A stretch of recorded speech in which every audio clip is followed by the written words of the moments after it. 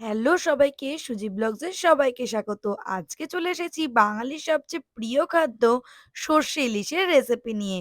তার আগে তোমাদেরকে বলে দিই, ভিডিওটা ভালো লাগলে একটা লাইক করে দিও আর বন্ধু-বান্ধবীদের সাথে শেয়ার করে দিও।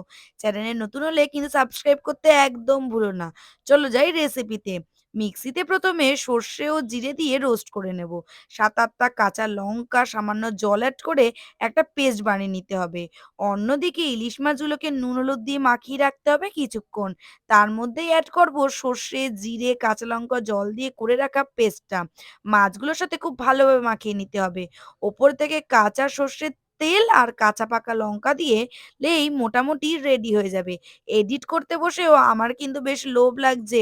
এখনই মনে হচ্ছে আবার খেয়ে নেই।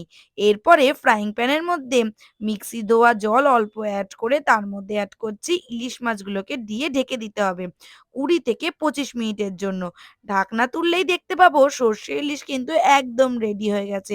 আর এটাকে আরো লোভনীয় করার জন্য আমি মাঝে, মাঝে একটু সর্ষের তেল এড করছি। যত বেশি সর্ষের তেল এড করব এই সর্ষে ইলিশের জিনিসটা একটা আলাদাই মাত্রাতে নিয়ে যায়।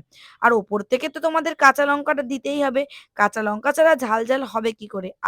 গরম ভাতের সাথে সর্ষে ইলিশ পুরো পারফেক্ট একটা কম্বিনেশন বলতে পারো।